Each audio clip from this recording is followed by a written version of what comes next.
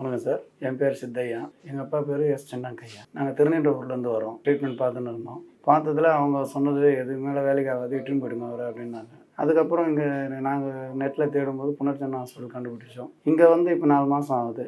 முன்னை விட இப்போ எவ்வளோ ஆக்டிவாக இருக்கார், சாப்பிட்றாரு, நிம்மதியாக இருக்குது. எங்களுக்கு எந்த ஒரு கஷ்டமும் இல்லாமல் ஹாஸ்பிட்டலில் வந்து அவர் இறந்துருவாருன்னு சொன்ன ஒரு பேஷண்ட்டு புனர்ஜென்ம ஹாஸ்பிட்டலுக்கு வந்ததுலேருந்து நிம்மதியாக சாப்பிட்றாரு. என் கண்ணு முன்னாடி சுற்றும்போது எங்களுக்கு ரொம்ப சந்தோஷமாக இருக்குது. இந்த புனர்ஜென்ம ஹாஸ்பிட்டலுக்கு நாங்கள் வந்தது ஒரு பாக்கியம். அவருக்கு தொண்டையில் வந்து கட்டி வந்திருந்தது சார். அந்த கட்டி வந்ததுலேருந்து அங்கே தான் ஒரு 2 வருஷமாக அங்கே தான் ட்ரீட்மெண்ட் பார்த்துன்னு இருந்தோம். முடிஞ்ச அளவு போராடினாங்க டாக்டருங்க. கடைசியில் வந்து டேட் கொடுத்துட்டு இதுக்கு மேலே அவர் இருக்க மாட்டார், நீங்கள் இட்டுன்னு போயிடுங்க அப்படின்னு சொல்லிட்டாங்க. அதுக்கப்புறமா தான் நெட்டில் எங்கள் அண்ணன் தான் நானும் எங்கள் அண்ணன் கண்டுபிடிச்சது தான் புனர்ஜென்ம ஹாஸ்பிட்டல். இங்கே வரும்போது கூட அவர் படுக்கையில் தான் வந்தார். இப்போ அவர் எங்கள் கண்ணு முன்னாடி நிம்மதியாக நடந்து போகிறாரு. எந்த ஒரு பிரச்சனையும் இல்லை, நிம்மதியாக இருக்கார். எங்களுக்கும் குடும்பத்துலேயும் நிம்மதியாக இருக்குது. முன்னாடி வந்து சாப்பிடவே மாட்டார், எல்லாமே ஜூஸ் ஐட்டம் தான் சார். இப்போ அவரே பிசைஞ்சு சாப்பிட்ற அளவுக்கு வந்துட்டார். நம்ம சாதம் போட்டு குழம்பு ஊற்றி கொடுத்தோம்னா அவரே பிசைஞ்சு சாப்பிட்றாரு. புனர்ஜென்மம் வந்த புதுசில் 15 நாளுக்கு கொஞ்சம் அப்படி இருந்தது. அதுக்கு மேல்பட்டு இப்போ 3 மாதம் ஆகும்போது நம்மளும் ஒவ்வொரு மாதத்துக்கும் இம்ப்ரூவ்மெண்ட் ஆகிக்கினே வர்றாரு. அவரே அவருடைய வேலைங்கள்லாம் செஞ்சுக்கிறாரு.